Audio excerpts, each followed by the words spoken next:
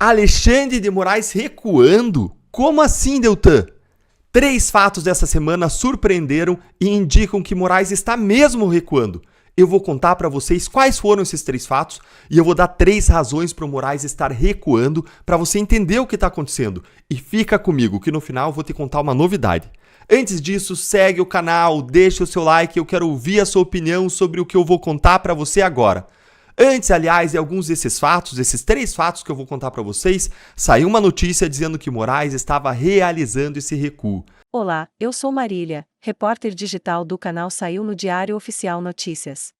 Se inscreva e ative o sino para receber notícias diárias sobre os principais acontecimentos da política brasileira, como por exemplo, decretos presidenciais, decisões do STJ e STF e muito mais.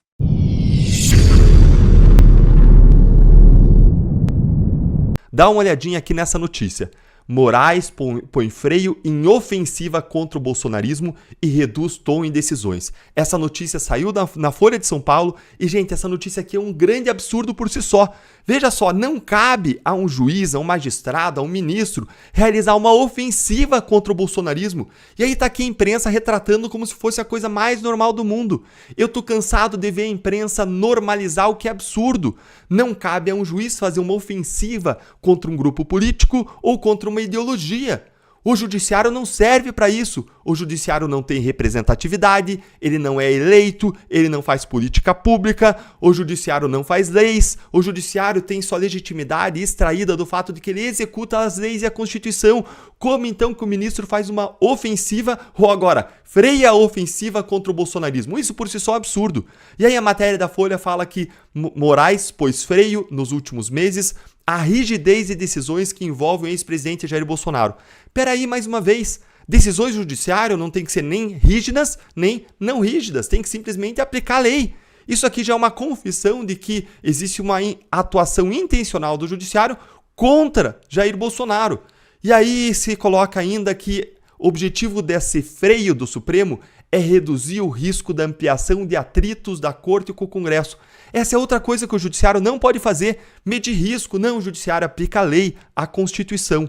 E segue ainda a matéria dizendo que, com isso, com esse freio, os ministros do Supremo, Alexandre de Moraes, quer evitar que se passe a enxergar o ex-presidente Bolsonaro como vítima de perseguição do Supremo.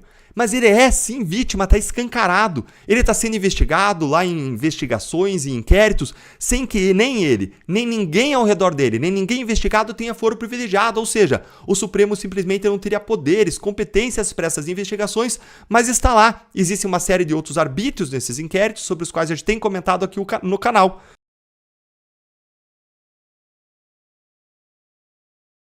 E ainda, essa matéria fala que uma outra razão para o freio do Supremo é a proposta de emenda à Constituição que foi aprovada no Senado, que limita as decisões individuais de ministros do Supremo, em reação às pautas que têm sido votadas pela Corte.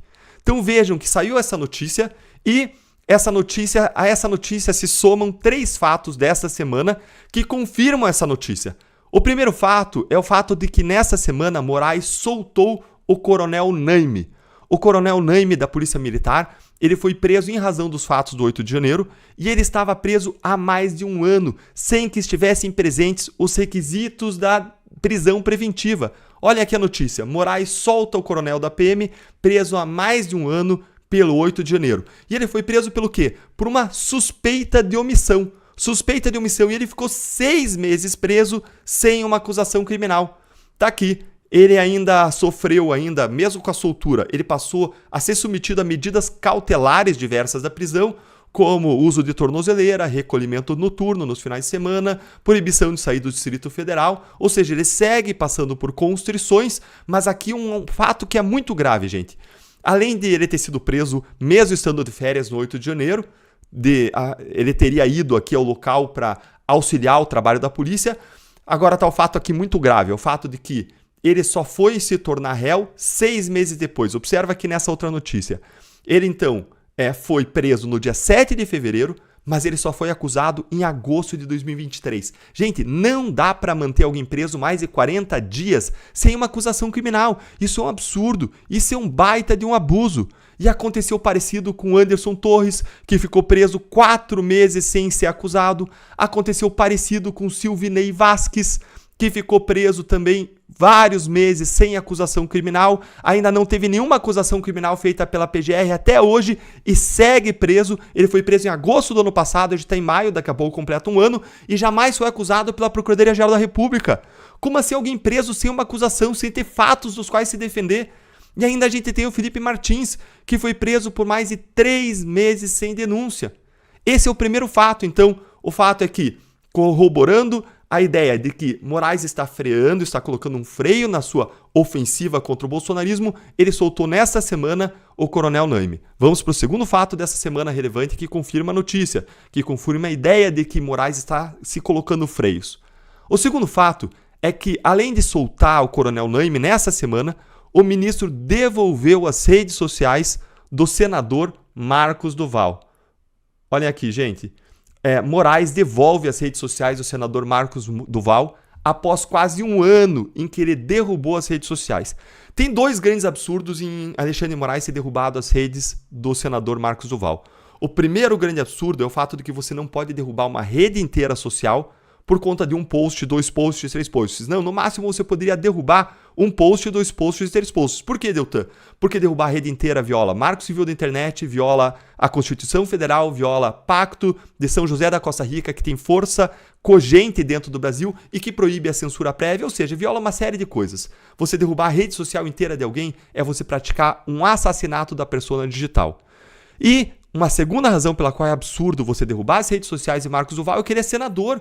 Ele tem imunidade para as palavras, opiniões e votos. Então você não pode derrubar a rede social dele, impedir ele de conversar com o eleitor, de receber inputs dos eleitores e de prestar contas do mandato. Ainda mais quando ele tem imunidade, uma proteção adicional para além dos cidadãos normais como eu, como você, ele tem essa proteção adicional. A Constituição foi aí vilipendiada várias vezes, ao quadrado, ao cubo, à 4ª potência. Vamos para o terceiro fato da semana que mostra que Moraes está se refreando. Em terceiro lugar, de forma surpreendente, o ministro Alexandre de Moraes permitiu a distribuição de um novo inquérito das fake news, que foi pedido pelo governo, por Paulo Pimenta, para a ministra Carmen Lúcia. Vejam aqui, ó. A ministra Carmen Lúcia vai conduzir um inquérito pedido pelo governo sobre fake news no Rio Grande do Sul. Mas, Deltan, não existia uma prevenção, não tinha aqui mesmo para o Alexandre de Moraes. Então, o que tem de diferente aqui em esse novo inquérito e para Carmen Lúcia? Gente, eu sei que não tinha prevenção e que tinha que ser distribuída para outro ministro do Supremo, mas isso valia para vários outros inquéritos que o ministro Alexandre de Moraes sugou para ele por uma prevenção que já não existia. Então não me surpreenderia se ele sugasse esse inquérito também. Uma série de outros casos, por exemplo, aquele caso da investigação dos empresários bolsonaristas, aquele grupo de WhatsApp, que depois foi arquivado, apesar das medidas determinadas por ele, como derrubada de redes sociais, bloqueios de contas bancárias, buscas e apreensões, depois chegou à conclusão óbvia que não tinha crime, como a gente já sabia desde o começo. Só que vejam que o ministro Alexandre de Moraes puxou aquele inquérito para ele, embora não tivesse nenhuma relação com outros casos que tramitavam na Suprema Corte e embora ninguém tivesse foro privilegiado. Mas vejam que nesse caso, esse é o terceiro fato da semana, ele permitiu que o inquérito não ficasse com ele e que fosse distribuído para a ministra Carmen Lúcia, o que mostra mais uma vez que ele está se freando. Deltan, e por que o ministro Alexandre de Moraes está recuando? Por que está acontecendo tudo isso?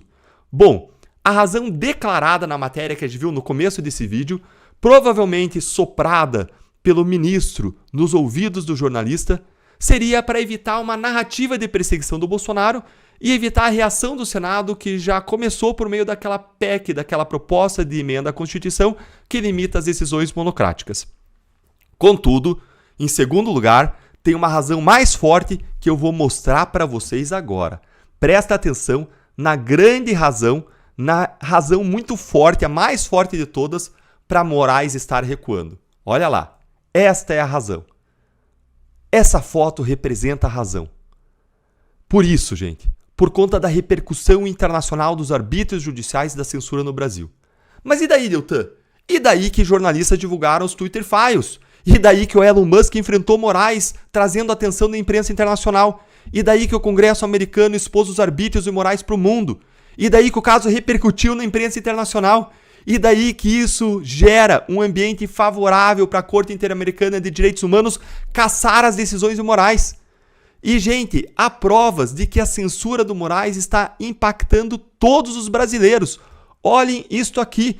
Provas vieram à tona. 61%, praticamente 2 a cada 3 brasileiros, segundo uma pesquisa, têm medo de falar e de escrever o que pensam nas redes sociais. Isso mostra que Moraes e o governo Lula instalaram um regime de medo, um ambiente de terrorismo, um ambiente de censura e de autocensura no Brasil. Mas tem ainda uma terceira razão importante que eu quero contar para vocês para Moraes estar recuando. A terceira razão é que a reação do Congresso no Brasil está acontecendo e a fervura está subindo, depois de operações que foram pescarias probatórias contra parlamentares, como aquela sobre Carlos Jordi. Lembre ainda que na Câmara foram coletadas assinaturas suficientes para uma CPI de abuso de autoridade. A isso se soma, nessa nossa terceira razão para o recuo de Moraes, o fato de que Moraes está perdendo o poder. Afinal de contas, ele está deixando a presidência do TSE. Ele está sendo substituído. Olha aqui, ele está sendo substituído pelo ministro André Mendonça, que pode acabar deixando Moraes com o pincel na mão, pendurado no pincel, tirando a cadeira, tirando a escada dele e deixando ele pendurado no pincel. André Mendonça provavelmente vai deixar de referendar essa postura beligerante, censória, autocrática que o Alexandre de Moraes adotou na corte, inclusive criando um órgão que não tem previsão legal, aquele tal do CIED, o Centro Integrado de Enfrentamento à Desinformação e Defesa da Democracia, que, por incrível que pareça, atacava a democracia com uma política altamente censória. Esse órgão assumiu funções de Ministério Público, violando a Constituição também nesse ponto, e mesmo sendo subordinado a Alexandre de Moraes, peticionava ele diretamente no Supremo para censurar pessoas. Então, Deltan, se Moraes está recuando, então tá tudo bem nisso? Não, gente, não tá tudo bem. Ainda há muitas medidas abusivas que estão em vigor e que precisam ser derrubadas.